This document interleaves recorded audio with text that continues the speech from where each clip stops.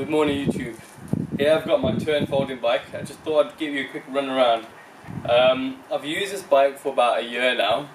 I mainly use it for, me and my wife use it for commuting to work and getting about. And it's a foldable bike, so you can put it on the train quite easily and some of the buses. But it's got a few pros and a few cons to it, so I want to show you them. So if you come a bit closer, cameraman. First thing what's good with it is just the general design. It's not overly heavy. I'd say it's about 12 kg, but you can check on the specifications later. And it came with this nifty basket. So if you see here, this holster looking thing is extra bulk here. It's just a bit of aluminium with a plastic end to it. And it's got a little lock thing here. And the owner of the bike, the previous owner, gave me a key so you can unlock it. And it had a massive basket here. But I'll talk about that. Well, in fact, the thing with that basket is that when you turn, see those cables? They used to whack the basket and it was pretty awkward. It was really badly designed, if I'm honest with you. And so straight away I took the basket off. Plus I didn't want to look like a bit of a weirdo as a man with a basket on. But I can't get this bit off. Now if you come closer, you need an L-shaped Allen key, a really weird design to get in that groove there and remove these Allen keys. It's not the end of the world. I just kept it on, to be honest. It doesn't really do much damage. Now if you look, it's equipped with these nice Schwalbe tyres, Schwalbe Supreme, and these are really good thick tyres, so run over glass and things. As long as it's well inflated, it'll run over, you know, kryptonite basically. It's good to go. And then if you come over the other side, you'll see the drivetrain here. And this drivetrain is really good. And what we got here is a Nexus hub. If you come over here, you'll see that hub there. Now, if you come over here, this hub is really good. It's actually a really expensive Nexus hub. And essentially, the gears that you normally have the S shape that flicks around where you change the gears, well, that is prone to breaking. And because this is a folding bike, it's easy to break that in transportation. So they've gone with this more expensive but preferable Nexus option. Now, it's a bit heavy. When I say heavy, I mean it's probably like, what, a couple of 100 grams. So it's not, you know, if some people are a bit anal about these things, then it is a bit, you know, heavy. But you're not going to go racing in this. So a couple of 100 grams. And what it is it's an oil encased gear system. So it's weatherproof, and there's no chance of it getting damaged. No chance of it getting damaged in transport. It's rock solid. And like I said, I've had 2 of these on 2 bikes, and it's never really caused me any major problems. I've never really had to service them, to be honest. The gears, the chain basically never slips. It's pretty much rock solid. And these kind of bikes, you don't need to service. They're basically good to go. Obviously, as long as you can adjust the brakes yourself and things like that. Now, these are obviously V-brakes. Nothing much to say about them. They've got good stopping power. And if you come over this side, don't mind the dinner. I'm just eating my lunch. But yeah, this here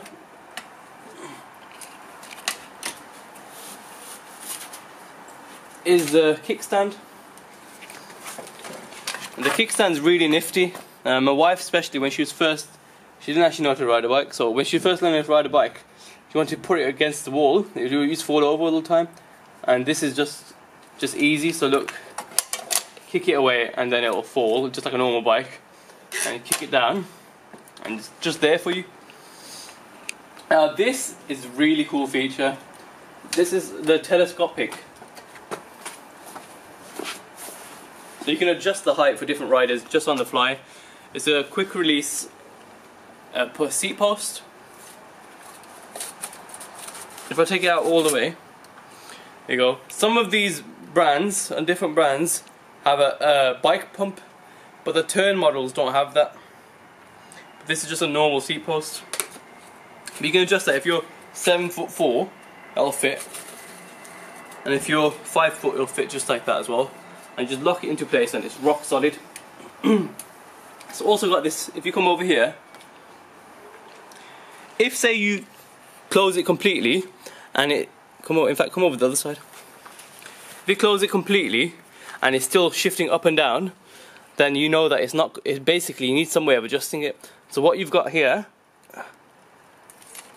is this little micro adjuster, and so it adjusts the final tightness which is useful in case it gets loose over time.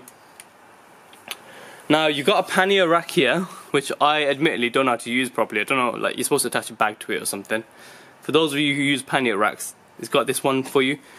And just for some perspective on how strong this rack is, my wife, who weighs about 7 stones, sat on this, and she sat on the rack, and I rode the bike about 2 miles. It's rock solid still, it hasn't broken at all. And we've got this useful light here with a little on-off switch, which is run out of batteries. But yeah, this is really strong light, until it broke. And you got these fenders as well. These fenders are brilliant. One of the things broken on it, this little, come over here.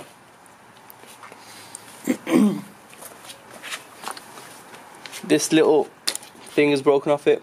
It's just a metal spring to keep it in position. So you have to, the little plastic clip is broken. Minor issue. Now, you might have noticed, hold on a sec, what's wrong with the bike, you know? At the end of the day, he hasn't talked about the folding mechanism. Now, I've had the other version of this, I can't remember what it's called actually, the folding bike. I'll upgrade it in the video, but I've had the alternative brand to this, and I much prefer the alternative brand. Not only was the mechanism much stronger, it was a lighter bike. Basically, the story between Tern and the other company was that there was an employee. What? Dahon, yeah, Dahon, that's the one. The story between Dahon was that they're a successful company, but they had a bit of internal rivalry.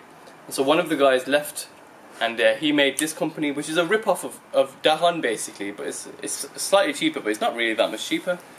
And so it's just a heavier, unnecessarily heavier bike. It's the second best option basically. And if you had 2 bikes the same price, one was a Dahon and one was a Tern, I would 100,000,000% go for the Dahon. And let me show you, if you focus on this, where are you going? From behind it. So if you focus on that, so look how clunky this is. This whole thing is there. Look how heavy that piece of metal is there for no reason, just to keep that in place. And yeah, that's all it does really, just change the position of it. It's so big and clunky, it kind of gets in the way. Anyway, I'd never really touch that, I'll just leave that alone. Even when I'm folding it up, so ignore that. Nice little bell by the way, integrated nicely. And nice solid handles as well. Anyway, so let's try and fold it now. You might have noticed I've got this sellotape on it. It's because the folding aluminium integral piece is broken. And so, if I take this off,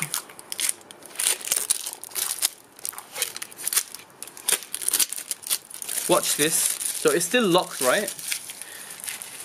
If I just push it, it can break. You hear the creaking. Watch this. That's a lock and unlock just by, and it's not supposed to do that. It's supposed to be fully locked, but just with the tip of my finger, I can unlock it. And that is because, where's it gone?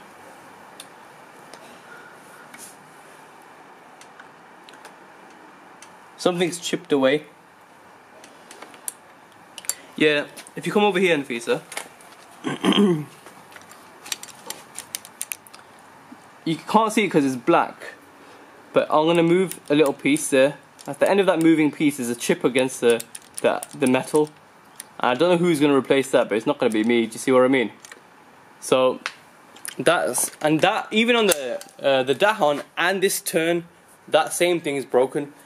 So I had the Dahon practically from brand new, and that broke after 2 years of solid riding, a hard everyday commuting. It took 2 years for that chip to break, and once it's broken, there's no going back.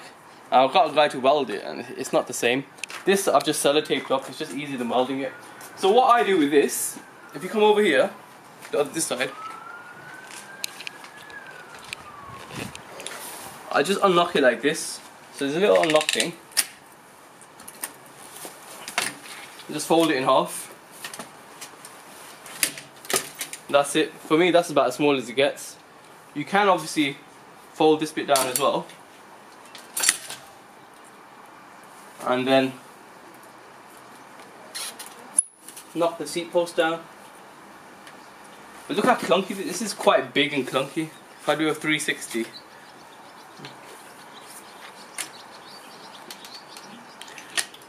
and on the Dahon it has folding pedals. This doesn't have any folding pedals, but I guess you could buy them afterwards. So it's just a clunkier version of the Dahon Light S. But I practically never fold it. The only time I fold this is to put it in the back of my car. This, I guess I could fold it on the train, but people are going to walk into this and it's going to whack their legs. Probably already whack my legs here. And that's it really. And if you want to unlock it, come over here, let me show you something. Look there. That's supposed to be touching those two magnets, and now they're just blocking each other. You see that? They're hitting each other. They're supposed to be in contact, and instead one of them's gone underneath the other one. You see what I mean by imperfection compared to Dahon? Dahon was sweet as a nut. I need to show you that bike when I get back to Birmingham. But anyways, if I can unfold this.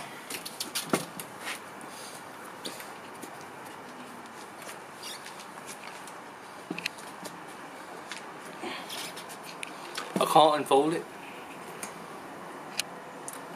Yeah, I can't unfold it. Unfortunately, rip it or something. I'm being serious. So the point is,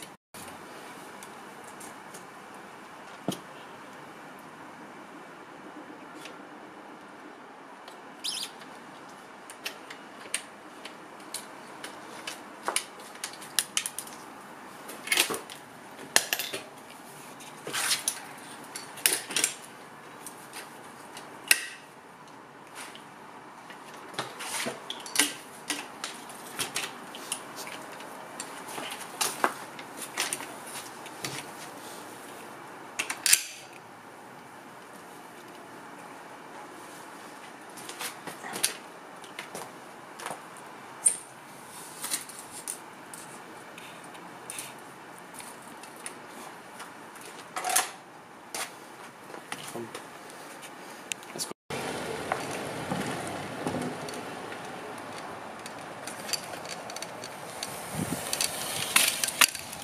Brake still perfect.